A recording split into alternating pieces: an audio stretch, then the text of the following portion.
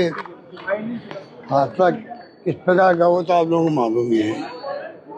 किस प्रकार का हादसा अचानक हुआ है, फिर चपेट में कई लोग आ गए हैं, वो सब जानकारी आपको। अभी मैं जो देख के आया हूँ, 7 लोग करीब यहाँ भर्ती हैं, 7 लोग भर्ती हैं और यहाँ गुजरात के भी और बिहार के।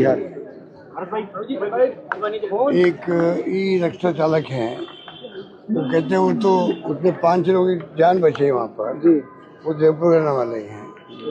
बाकी जो स्थिति है, 2 सीरियस हैं, वो वेंटिलेटर पर हैं। बाकी एक को छुट्टी आज मिल रही है, बाकी इम्प्रूवमेंट ठीक ढंग से कर रहे हैं। डॉक्टर से बात करी, डॉक्टर अपना पूरा धर्म निभा रहे हैं।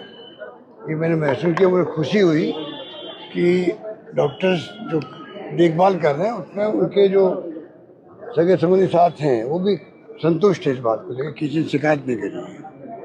अब सवाल ये आता है कि जो घटना तो जब हाईकोर्ट ने संज्ञान ले लिया, जोधपुर हाईकोर्ट ने भी और जयपुर में भी, ये सरकार के लिए बहुत शर्म की बात होनी चाहिए।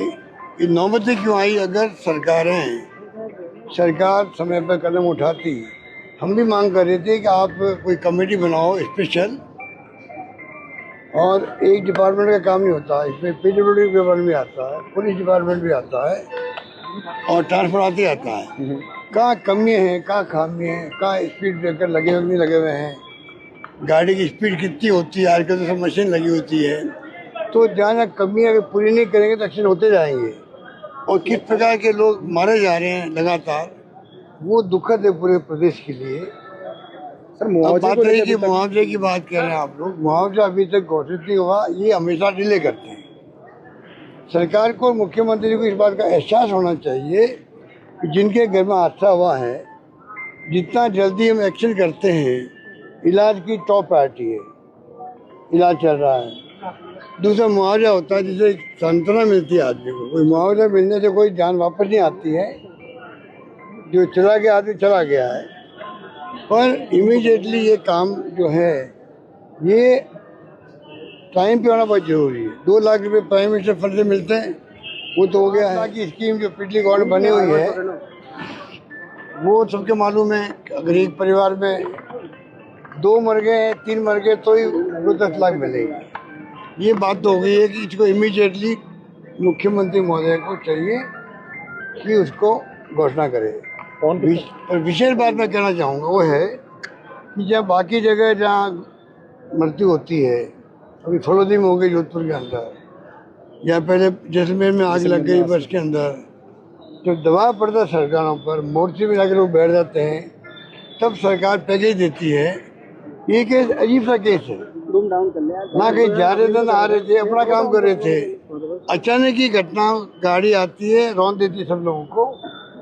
इनके लिए मैं विशेष कहना चाहूँगा मुख्यमंत्री जी को कि दबाव में आके आप घोषणा करते हैं तो कृपा करके जो ये बिखरे हुए लोग हैं, बाकी जो बिहार का भी इसके अंदर है, गुजरात के लोग भी हैं, हमारी गुडविल ऐसी है राजस्थान की, हमें तमाम लोगों को, राजस्थान सहित लोगों को, जो पैकेज में दूसरी जगह दिया है, जैसलमेर में दिया है, फलोदी में दिया है, उसी प्रकार के पैकेज यहाँ भी मिले। ये लोग तो इकट्ठा होंगे नहीं, ना धरना देंगे आप बैठ करके, तो इसके माने ये नहीं कि उन गरीबों को मतलब कोई न्याय नहीं मिले। तो सरकार की जिम्मेदारी भी है, नैतिक जिम्मेदारी भी है। जो घटना हो गई, बहुत बुरी घटना हुई है, सबको दुख है, पूरे प्रदेशवासियों को। और इसलिए मैंने कहा हाईकोर्ट को संज्ञान लेने की स्थिति क्यों बनी। अगर सरकार विश्वास दिलाती समाज को, प्रदेशवासियों को, कि कोई कमी नहीं रख रहे हैं, तो शायद ये नौबत नहीं आती कि हाईकोर्ट तक ही संज्ञान लेता। अब चाहिए मुआवजे की घोषणा जल्दी करे, इलाज पूरा हो रहा, घायलों के लिए अलग से मुआवजा दें उनको, और इलाज में 2 लोग ज़्यादा सीरियस है, उनको पूरा देखभाल करें। कमी बेची हो गई, डॉक्टर बुलाना करना हो, कहीं से भी तो बुलाएं, बाहर से बुलाएं, पर जान बचनी चाहिए आदमी की, ये मेरा मानना है। दोस्त की बात नहीं होती। एक्सीडेंट हुआ है, शराब पी करके आदमी रौंद दिया सबको, तो इसलिए सरकारी जिम्मेदारी बनती है कि वो क्या राहत दे सकते हैं, हम लोग बचाएं उनको, घायलों को, इलाज अच्छे से अच्छा हो और मुआवजा मिले, ये तो कर सकते हैं। बाकी तो एक्शन होनी चाहिए ऐसी घटनाओं के ऊपर, और ऐसी घटना नहीं हो ये व्यवस्था भी होनी चाहिए, घटना क्यों हो। इसके नियम कायदे बने हुए भारत सरकार के अंदर भी, तब हम लागू होने चाहिए। हमारे वक्त में भी अच्छे तो पहले भी हुआ होंगे, पर हमने पूरा मॉनिटरिंग करी उन लोगों को, प्रयास किया कि लोगों को तकलीफ नहीं हो, इलाज ढंग से हो, और नौबत ने एक्सीडेंट की। आज लगभग 10,000 लोग मरते हैं प्रति वर्ष राजस्थान के अंदर, 2 लाख के लगभग मरते हैं, 1.5-2 लाख मरते हैं पूरे कंट्री के अंदर एक्सीडेंट से। तो समय आ गया कि सरकारों को, चाहे केंद्र हो चाहे राज्य हो, वो कदम उठाने चाहिए जिससे कि ये जो आज तो जमाना हाईटेक का जमाना है, सक्षम हम लोग इस स्थिति में आ गए, कम से कम वो सारे कदम उठा सकते हैं, उठाने चाहिए जिससे कि एक्सीडेंट कम से कम। राहुल जी ने आज प्रेस कॉन्फ्रेंस की है SIR के मुद्दे पर हरियाणा पर। अब देखिए, वो तो इलेक्शन कमीशन की पोल खुल गई आज फिर। अब इलेक्शन कमीशन क्या कहेगा। जो इलेक्शन कमीशन जिस प्रकार का व्यवहार कर रहा था अपने आप को बचाने के लिए, आज उन्होंने पूरा एक्सपोर्ट करके रख दिया। हरियाणा के अंदर क्या हुआ, क्या जवाब उनके पास में। एफिडेविट मांग रहे थे राहुल गांधी जी से। तो इससे बड़ा दुर्भाग्य क्या होगा। इलेक्शन चुनाव आयोग जो है वो डेमोक्रेसी के अंदर बहुत महत्वपूर्ण पद भी होता है, विभाग भी होता है। चुनाव आयोग भी आयोग है। अब इसमें अगर इस प्रकार के जवाब सवाल होंगे तो डेमोक्रेसी कमजोर होगी, देश की दिशा में जाएगा पता ही नहीं पड़ेगा।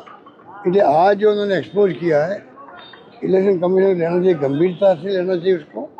ये पूरी मिलीभगत लग रही है उनकी और सरकार की। ये देश का दुर्भाग्य है कि ऐसे चुनाव आयोग में आके लोग बैठ जाते हैं कि आज विपक्ष का नेता आरोप लगाता है, जिस गंभीरता से लेना चाहिए उनको वो नहीं ले पा रहे। सर गौर निंदा करता हूँ। सर आज अभी आपने मरीजों से मुलाकात की तो एक मरीज ने आपको बताया कि उसने हेलमेट पहन रखा था, इसकी वजह से उसकी जान बच पाई। क्या अपील कर पाएंगे इस तरह की, आप भी कहेंगे कि मैं तो जब जाता हूँ कार के अंदर भी साइड में जब चलते हैं जो हमारे बाइक पे ये हेलमेट नहीं होता तो मैं उनको इशारा करता हूँ कि तुम्हारा हेलमेट कहाँ है। तो ये आपने ठीक मुझे याद दिलाया। एक व्यक्ति था हेलमेट पहना हुआ था, बच गया वो, खाली फ्रैक्चर हुआ पैर के अंदर, वरना वो ही चला जाता। तो हेलमेट पहनना आवश्यक है। और मैं ये भी कहना चाहूँगा पब्लिक के अंदर भी इस बात का एहसास होना चाहिए कि हमारी खुद की लापरवाही नहीं हो, तभी कई जानें बच सकती। कई बार लापरवाही कर देते हैं। तो सबका मिला जुला प्रयास होना चाहिए मेरा मानना।